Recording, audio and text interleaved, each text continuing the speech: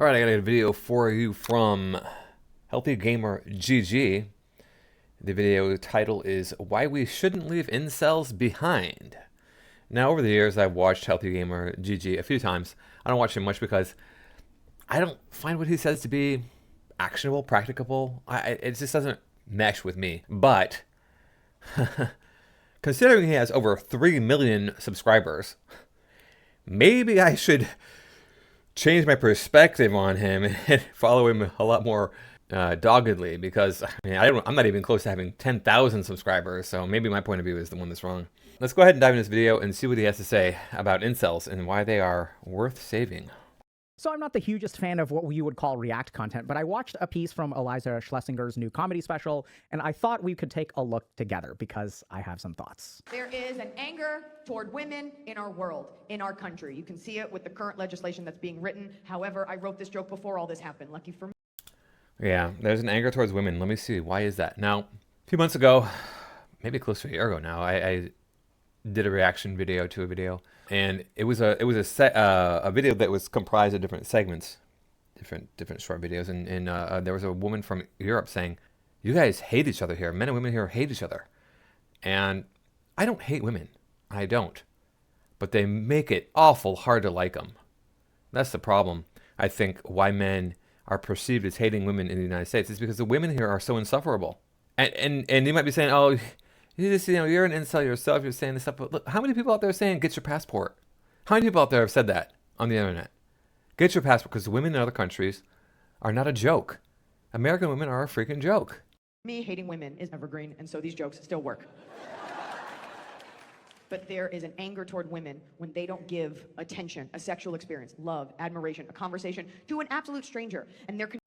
Yeah, that's what absolute strangers are expecting from women. They're just going to drop their pants and let them do whatever they want to do right there. No, it's that you're not being kind to them. You're being dismissive of them as people, as human beings. You're not even treating them as you would a human being. Well, that's why men get angry at you when they like approach you and they're like, "Hey, what's up? How you doing?" And you treat them like they are worse than garbage. See, the problem is tell women. I don't know what to tell you. As much as I want to blame men, and men do play a part in this, bring me the evidence. If you want to say it's all men's fault, it's men's fault, which is what I was on. I mean, I was told that my whole life until finally I started going to the internet and people were saying, "No, it's not your fault. Look at this. Look at this. Look at this," leading me down the path of going, "Oh crap, it's feminism, and women are all in America. They're all feminists." Be deadly consequences for it. And that's not her fault, but this is what happens. Now is the portion where I bring it down in order to bring it back up, but here we go. That kid that shot up the University of Santa Barbara a couple years ago, I know, it is hard to keep them straight, America. But yeah, the kid that shot up the university a couple years ago in Santa Barbara, that was in Isla Vista. She's talking about Elliot Rodger. Get your facts straight if you're going to be going onto a national stage in front of your audience and being like, "Look, I got a special. I am presenting here." Get your freaking facts straight. this one was different. It is happening a lot, Because this kid right? wrote a whole manifesto about how women don't pay attention to him and don't sleep with him, and this is what they deserve. That guy that shot up that Asian strip mall in Atlanta, he had a whole interview about how women don't sleep with him, and he's alone, and this is what they deserve. So, okay, Elliot Rodger, I don't think said that women deserve that. Maybe he did. Again, get your facts right. So look, if women are going to be treating men as less than garbage, which they do, I've been treated this way by women. What do you expect men are going to do if they get that treatment enough? Especially looking at somebody who's 20 years old. Elliot Rodger was what, 20? 21, I think. We could do it here. We could find out. Elliot Rodger was 22, almost 23. I didn't know he was born in London apparently, so he wasn't even necessarily a U.S. citizen. So he has a very different perspective on how things should be, considering he's from a different country. I don't know how long he spent in London. Probably not very long, because I don't think he had an accent. But this guy is 22 years old, hormones raging, wondering why he can't get action. Because he's a good-looking guy. Why can't I get a girlfriend? Why do I see these girls with these ugly guys? Because believe me, you see it a lot in California. These guys that are nothing and they get a pretty girl. I'm like, what the heck? Okay, whatever. You see it everywhere. I mean, I saw it in Illinois and Georgia, all these different places, but saw it a lot. Oh, it was really bad in Minnesota. Oh my God, dude. Like a Minnesotan man, the more he looks like a Neanderthal, the hotter the chick is that he gets. So if you look like a Neanderthal, go to Minnesota. You'll get lots of girls there. That was not a good time for me in Minneapolis, man. But yeah, the question is, why am I not getting a girlfriend? Why am I not capable of getting a girlfriend? And what it comes down to a lot of times with girls is you have to talk to them and you have to know how to talk to them. And that's not what's depicted in the movies, right? It's just some cute guy and the girl's ready to go. But even the cute guys, unless they're really cute, like 6'3", 6'4", plus athletic body, are not going to get girls throwing themselves at them. The athletic body goes a long ways, because I used to get girls coming up to me when I had an athletic body when I was young. But the more you lose that, it's harder to maintain as you get older, then the less interest you're going to get from women. Now, this next part, I'm going to be as clear as possible because this is a Netflix special. So what I say next will be translated into hundreds of languages, and I want to be succinct, and I want to be loud, and I want to be clear. So here we go. I'm still waiting for her to get funny, so this should be it right here. This is going to be hilarious, right? She built up to this big joke. Let's see what she's got, because we know that women are just hilarious, right? Gentlemen, if you are not having sex, and we're not talking a dry spell, we're not talking you're a little shy, we're not talking your Aunt Sheila did a number on me, I gotta take a knee, we're not talking you swiped right, she had a tail, you didn't know it till the awesome blossom came. We are talking if you don't have sex, and the narrative of your life is that you are not having sex because women are bitches, women are whores, you're a nice guy and you deserve better. That is nature's way of saying you should not be having sex, for you failed to adapt and evolve, and there should be no more of your kind. Damn, that had to be the funniest joke I've ever heard. I was laying on the floor. I had to pause the video, pause the recording, and I was laying on the floor laughing for half an hour. That was so funny. Wasn't it? Oh my gosh, there are men out there who women find uneffable, who are just normal guys. Elliot Rodger was just better than average in looks. Oh, well, better than average in money, too. Better than average in looks and money. But otherwise, you know, a typical guy probably. I don't know. I didn't know him. Maybe he was really crazy because he did do this thing. So that is not out of the realm of possibility. But if you're just a normal guy and you can't get action, no. That's it. You just deserve to die out. I'm not joking. One of my students, 6 feet tall, 5'11", I think. Good looking kid, 24 years old, virgin, no girlfriend. And he was sociable too. Huh. Wonder why that is. Wonder why. It's a good looking tall guy. Can't get a girlfriend? Seriously? Because I deal with these younger students all the time. Like, you know, guys that are 18, 19, 20, 21, 22, so on and so forth.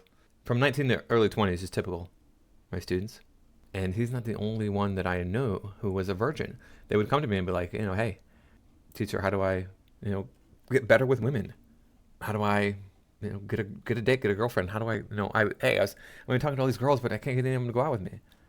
All sorts of different stories like that. And this is not the first time I've run across a set of men who came into my life regularly who were unable to get girls and who were just seem like normal guys. Typical guys. Nothing terrible about them at all. But no, we should just, you know, get rid of them. Whose fault is it? And the crowd cheered. Yes, right? If you can't figure it out.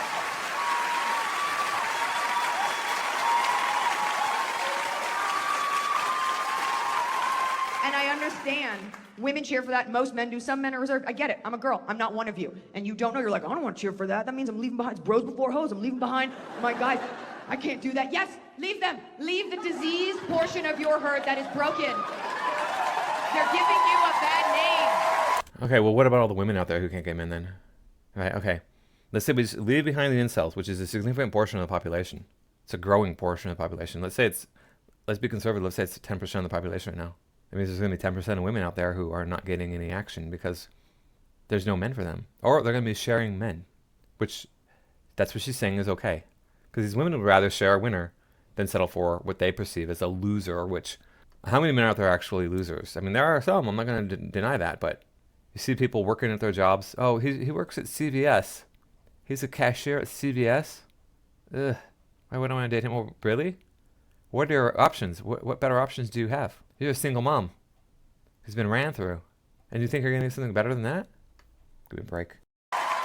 We believe you are good. Come with us for snacks and sex and good-looking babies. And gentlemen, if it still makes you uncomfortable, I totally get it. It might make you more comfortable to know that I stole that entire idea from a man named Charles Darwin. You can Wikipedia it, okay? Okay. All right. So she's talking about survival of the fittest. Doesn't know what she's talking about, and she's not funny. I mean, this was not funny. Let me know if I'm wrong here. There was nothing suspenseful there. It was rather predictable because she started it off with, oh yeah, you know, Men hate women. Oh, they just hate them. So we're going to prove them wrong. Okay, well, it's going to be the typical feminist rhetoric. Put a twist on it and talked about incels. Oh, okay. As soon as she said incels, though, you know where it was going to go. Now, you want to say that natural selection is the solution. Well, ladies, that goes so many different ways. I'm a short man. Hey, I'm not going to be a target of that vicious animal that wants to eat something. And it's going to go after the bigger, more lumbering man. It might not even see me. I might be so small that, hey, it doesn't even notice me. I'm not saying that's going to happen. These are the ways that natural selection works. Hey, if hiding is the tool that we need to survive some coming event, I'm going to be better at hiding than the taller men. What do you know? Huh. This is how natural selection works. You don't know what's going to be an advantage at any given point. So why are you passing up the short guys? Oh, that's right. The short guys, they're not good enough for me. I need a tall man. Because typically that's what's going to be allowing me to survive longer, giving me more resources. But you don't know what the future holds. She doesn't know what she's talking about. Natural selection works in so many different ways. You never know what's going to be an advantage and what's going to be a disadvantage. So this I thought was hilarious because I said something pretty similar recently, why the dating crisis is just natural selection. But I have a couple of thoughts about this that I want to share. I said, hey, look, the dating crisis is maybe natural selection. Eliza Schlesinger says the same thing. Hilarious, okay?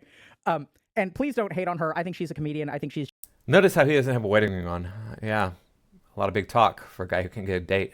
Just speaking what she understands. But I think there are a couple of fundamental problems here that we have to talk about. So she's advocating, and I don't know how true this is. I don't know how much of this is a joke, but I think there are a lot of people out there who have this attitude of screw incels, just fuck them. If people don't know how to date, it's adapt or die. You guys don't know, like even the bros, like don't help them out, right? Just leave them behind. And that's something that I kind of take issue with. And I'm sure that, you know, one thing I do want to point out before we go any further is note that she was assuming that all incels want to be murderous.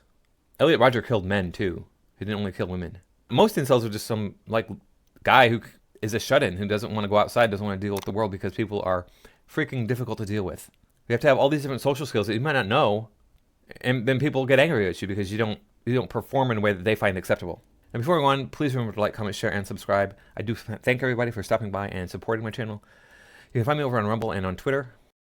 Problems with a comedy special is that she may have a more nuanced perspective. She may have a more nuanced take. This is a 2.5-minute clip from a special, which she has to, by virtue of the nature of it, I'm sure it's more complicated than that in her mind. So let's give her the benefit of the doubt. But I think that the reason that this joke is so important is because she says it and everyone starts clapping. Right? And then she advocates for leaving these people behind. And that's kind of what I have an issue with. So we as human beings have natural selection all around us, right? So people are born with cystic fibrosis, which is literally nature's way of saying, hey, like this is a gene that needs to be removed from the gene pool. It's not really compatible with life, but we don't leave those people behind. And then you can say like, okay, but that's different from like incel types, right? Because cystic fibrosis is something that you're born with. It's not your fault. It's not your choice. But then I also had a patient. It's not my fault. It's not my choice for being as tall as I am or as short as I am, depending on how you want to look at it. I talk to these tall guys, and they're like, oh, it's so easy to get girls. What are you talking about? I know it's not. It's not easy for the average guy to get girls. If you're 6'2", it's easy. Yeah, they just throw themselves at you. My brother's 6'2". So, if you want to say, oh, look, it was predicted by your family's genetics. I mean, obviously, you got short parents, you got short siblings, and you were definitely going to be short. I'm the youngest. You're definitely going to be short. My brother's 6'2". My other brother's 6 feet tall. My sister's 5'9". My mother was 5'10". I got short relatives? No, I don't have short relatives. It's the luck of the draw. I got the short gene somehow. Women don't want it, though. I mean, obviously, I've had dates, I've had lovers, I've had one-night stands, not because I wanted to. So we got to act aloof. And I was told that, too, by the first woman I was with. So you got to be more aloof. Who was at the age of 21, got really drunk at a frat party, jumped off of a third-floor balcony, broke his back, and was quadriplegic for the rest of his life. That also is natural selection acting, right? So this person made a choice. They made a choice to drink too much alcohol, number one. They made a choice to jump off of a 3-story balcony. This was a choice that they made. That's the difference. Incels, they choose to be this way. These are their choices. But when it comes to that person, we don't let that person die, which, by the way, I think is the right thing to do. And then there are other versions of this as well. If we look at other people with addiction, so people who share needles and get HIV, that's a choice that they make. Should we let them die? Or people who are in abusive relationships and end up deciding, making the choice to date someone who is physically abusive to them. And if their life is threatened, they're making choices, right? These are their choices. Should we let them die? Should we? Yeah, how many single mothers are there out there because they chose to let some piece of trash just do whatever he wanted to do between their legs and then had a baby? How many women are out there getting abortions as birth control? Now you might be saying, "Oh, that's okay. That's fine. Let them use it as birth control." I'm not arguing that. What I'm saying is these women are being irresponsible and disrespectful. Should we just pass up on all those women? Because that's the majority of women in the United States today. Leave them behind? Absolutely not. And this, I think, is the crux of the problem with like incels that we see today, which is that there is one group of people who does not deserve help from the rest of humanity. That's the problem, right? When it comes to everyone else, if you make a dumb choice to date the wrong person and you get physically abused, we're on your side. We should step up as a society to help domestic violence victims. I completely agree. If you're a drug addict, this is something that we used to be moralistic about, but now we understand that there is a developmental history to addiction. There are genetic predispositions to addiction. There are all kinds of choices that people make, but there are also circumstances and risk factors and histories of trauma that predispose people to addiction. So those people deserve our help too. What about the incels? So this is where my experience as a psychiatrist, I think that a lot of incels have a modern version of body dysmorphia. So if you look at a lot of incels, they'll be hyper-focused on certain physical features. Like they'll say, my jawline is like this, therefore I can't get laid. I'm too short, therefore I can't get laid. They have a history of oftentimes traumatic experiences. They struggle with all kinds of pornography problems and other kinds of... No, what I've been saying this whole video, I'm short, right? That is definitely a factor. I've even had girls say to me, I don't date short guys, so. Of addictive problems. I think the developmental histories of incels show that they don't have easy lives. But this is the one group of people that we kind of say, fuck them. Even if you say, like, if you rebel against that, right? And that's what really, like, kind of got me interested in this video, was just the way that we as a society are saying, this is a group of people that we will cheer leaving behind. Even the men, don't help them, let them die out. So these people are special in this way. And I think that's actually what makes an incel, is that these are... The quote comedian even said that. They're choosing to be awkward or whatever. People, when I work with these people, the one common thread amongst all these people is they are the people who reach out for help, and society says you don't deserve it by virtue of the way that you speak, by virtue of the way that you act. And I'm not in any way advocating, if you shoot up a school, I think you should be prosecuted to the full extent of the law and pay for your crime. I don't think that that is a good idea. I'm not advocating for that behavior. But the other... No, the reason that they don't want to help these people is because they're male. That's it. That's the only reason why. And we know this is true. And if you disagree, well, how come there are no male-only domestic violence shelters in the country? And if you're yelling at the screen, because men don't get domestic abuse from women, they do. Some studies show greater rates than women do, that women are more likely to physically abuse their intimate live-in partner than a man is. There's none, though. That's the thing. There are none. In fact, there's only one in the whole country, the whole United States. Third most populated country in the world, fourth largest country by area. There's one shelter that will take men and women, but not a single one that will only take men. The thing that really worries me about this is, even if you say, okay, these people are screwed, we don't like them, even if you accept that these people are fundamentally different and they don't deserve help, we should just let them die. My question is, when do they lose the capacity for help? At what point? If you're 18 years old and a virgin, do you deserve help at that point? What if you're 20 years old? What if you try to ask someone out on a date, but you don't know how to socialize? Your social skills are developmentally stunted. Is that the point that you lose the capacity for help? When does someone cross the line to no longer deserving help and we should let them die? So this is kind of... Well, we decided that as a society here in the United States, and that is when they take someone else's life intentionally, right? Then you can get put onto the death row in this country. Something that really worries me about like this whole dating and mating crisis and a lot of men being left behind, because there's one group of people that we say, hey, you don't deserve help. We're going to leave you behind. And I think that in and of itself, that reaction is what is breeding the incels. If you read these manifestos, look at these manifestos, these are people who were looking for one person to show them kindness. Oftentimes that's really what it is. It's a single human being to try to help them, and they don't get it. And then they get pushed to the end of, they get shunted to the side of society, they get ostracized. And then if society doesn't give a fuck about you, what do you expect that person to do in relation to society? Are they going to be supportive to society? Are they going to be kind to society? Or are they going to have a reaction of like, hey, if y'all are going to screw me, like, fuck y'all, right? And I think this is a huge problem. So the one thing that I really disagree with is, if you're a man or a woman, I don't care. I don't think these people should be left behind. I think just like any other class of people who faces something, if we're talking about minorities in prison, we don't say that's their fault. We say this is a systemic issue that affects a lot of these people. We should do something as a society to help these people. If we look at women who are victims of domestic violence, they're female-only homeless shelters. They're not male-only homeless shelters. I think that's totally fine, because there's a subgroup of people who is predisposed to being victimized by another group of people, and for their safety, we as a society should step up and account for that, right? So when we... Right, we should keep men out of women's spaces. I agree with that. Like, obviously, women are weaker than men, less coordinated than men. And you might be saying, they're less coordinated?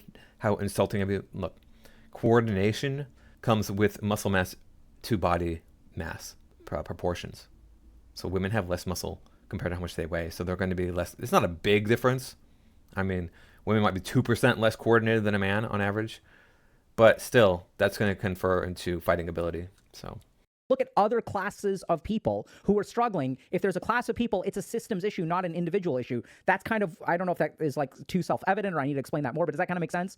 If there's a group of people who all behaves a particular way, that's a system issue, not an individual issue. And systems issues require systematic solutions. But our systematic response to this is leave them behind. And so if you're someone who's struggling with this, we are going to try to help you, right? I don't agree with that approach. I think that in the same way that we feel moralistic towards incels today, we used to feel moralistic towards criminals. We used to feel moralistic towards addicts. I think what we will discover, what we're already discovering, is that over the last decade, there's been a lot of research that shows that there is a developmental trajectory, their history of trauma and abuse for a lot of these people, that these people struggle in their lives, and that we should help them. That's the main thing that I disagree with. And here's how. So if you're someone who's in this situation, I think that unfortunately, society is not really there to help you, but that doesn't mean you're screwed, and that doesn't mean that you are destined to die out. Okay, so here's the big difference between Darwinian natural selection and humans. So if you're a finch on the Galapagos Islands and you lose access to your source of food, you as a finch can't really do much about that. But as a human being, you have cognition, you have some degree of free will, you have resources, you have therapists. There's a lot that you can actually do. So what should you do? There are two things that I would strongly recommend. The first is that you be careful about the trash diet of the internet. The content that you consume, take a look at what impact that has on you. When you spend 1,000 hours on 4chan, when you spend time on incel forums, what does that do for you? 1 week that you spend on an incel forum, what does that do? What is your internal emotional state? How does your life change? Oftentimes what people find is that these are places that are incredibly validating, but they are not going to move you forward in life. They're not actually going to fix your problems. They're just... I go out in the world and I talk to people. I talk to girls. I talk to men. When I talk to girls, it's like they don't come across as skanks today. These young women. They just come across as like, hi, I'm a person trying to make my way in the world, right? Now, I don't go to clubs and stuff, so that might be a different story. But even the girls who I know are skanks don't come across that way. They do a very good job of just being very practical about, like, this is who I am, this is what I want. And then if that subject matter comes up, they'll be open about it, but only if that subject matter comes up. So it's going to soothe your problems. And there's something very dangerous about these places, is that they tell you it's not your fault, which feels really good. And to a certain degree, it may not be your fault. But they almost always also say there's nothing you can do about it, that we should blame these other people, right? There are certain things that you're not responsible for. So you might be thinking that he's talking directly to me now because I blame women for this issue. The bar has been raised by women to a level that is difficult for most men to meet, if not impossible for men to meet. Like, I'm never going to be 6 feet tall. Even if I got my limbs extended, I don't think they would do enough to get me to 6 feet tall, and then I'd be weirdly proportioned anyway. I have these really long legs. They could change the length of my arms too, but I don't think they'd change the length of spines. That would be interesting if they did that, because that's a whole area you don't want to mess with. You don't want to mess with your back. Like, I had surgeons telling me I needed surgery, and I was like, no, I'm not getting surgery. And sure enough, I overcame that without surgery, because you don't want to go in there and start locking things down. That just leads to more problems down the line. If you can avoid it, don't have back surgery, right? I would say most men can't meet the bar that women have laid out there for them without becoming really good at talking to women. I think that's what most men have to do, is become really good at talking to women. And that can be a very painful and frustrating process to go through. But when I notice like the dialogue in these kind of incel-oriented forums and things like that, people are not like offering solutions to improve, right? They're just basically saying, you're screwed, I'm screwed. It's an echo chamber of people who have been screwed in life. And then the problem is that as we get developmentally better, those of us that break out of inceldom usually leave those places behind. So be really careful about your engagement in those spaces. The second thing that I strongly recommend is y'all check out a course that we have called Mind the Fundamentals. So this is something where, like, I don't know how else to say this, but if you want to conquer this problem, the main thing that you need to understand is that your mind is working against you, that you have problems with your ego, you have problems with your desire. It's not that the world is this way, because this is the other thing that you have to understand. What adapt or die means is that the circumstances that you live in this are the same, but there are some people who are able to break out of it, right? Some people who are able to heal, some people who are able to socialize, some people who develop social skills. And the second thing is to understand how you work, because the truth of the matter is that COVID changed a lot about the way that we relate to other human beings. The post-COVID world is socially so different. And some people, by virtue of the way that they were raised, or or some amount of work or some amount of self-reflection, they are able to adapt to a post-COVID world. And some of us haven't figured out how to do that. And this is where, for me, this was revolutionary. So the moment that turned my life around is when I went to India. So I was like failing out of college, struggled to date, like asked out a bunch of girls, like joined a fraternity, would get drunk and ask out girls. And like, it really didn't work out. Went on a series of terrible dates, had, I don't even know if you could call them relationships. I was just like an absolute complete loser. What turned things around for me is going to India. What turned things around for me is recognizing how I work as a person. What is my ego? Where do desires come from? What are the influences on my mind that shape my behaviors? I'm not saying it's fair. I'm not saying it's just. I'm not saying any of that stuff. What I'm saying is that if you are trying to get started on this, the strongest place that I would recommend that you start is something that we call Mind the Fundamentals. So we've summarized the most important principles, collected them into a course, but you can absolutely just watch stuff on our channel.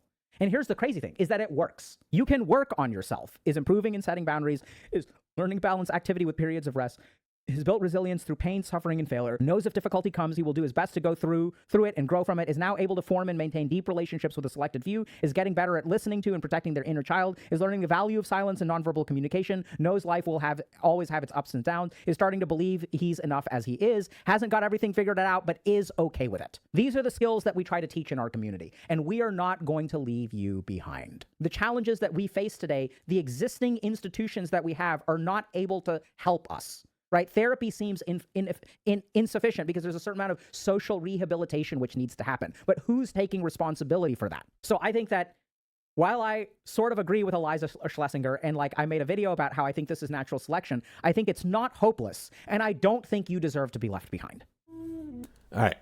So what advice can I offer you? If you're an incel, if you're a man who can't meet women, who has trouble meeting women, well, what I did when I was a young man is I started getting into shape, and I joined a martial arts gym. Now, in the martial arts gym, suddenly I have a friend group, and it consists of both men and women. So I'm around people, and I am getting better social skills, but more importantly, I'm around people on a regular basis, and there are girls there. And I met one of the girls, liked me, and I liked her, and things developed from there. The next girl I got with after that relationship didn't work out. It was doomed from the beginning. The next girl I got with was a girl I worked with. So that didn't work out for some reasons, her personal reasons, and just crazy. So that was kind of how I got into it. Now, another thing that I did after that was I started waiting tables at a mall, at a restaurant in a mall. So like girls go to malls. So I had a lot of customers come in who were girls who wanted to get with me. So you got to be good looking, and you got to be able to talk to people. But mostly you got to be good looking and be around girls. Those are really two things. A girl will be like, oh, well, he's really quiet. You ever heard a girl say that? Oh, he's so cute. He's really quiet. Oh, yeah. Yeah. So you got to be good looking. Be as good looking as you can be. Then you don't have to worry so much about talking if that's hard for you. Put effort into your appearance. I mean, because you might not be the most handsome guy in the world, right? I was lucky in that I have really good looks, but I'm just short. That's what holds me back. And that's becoming more of an issue for women today. Like women are more interested in being with tall men today than they were when I was young. So if you can't be like really good looking, do what you can, but take care of your appearance. Make sure that you're well groomed, because that goes a long way with women. And then you'll have to learn how to talk to women if you're not like the best looking guy, because that's really what women will gravitate towards if you have a good personality. So anyway, that's all that I got for this time. Thanks for listening. I will see you in the next video.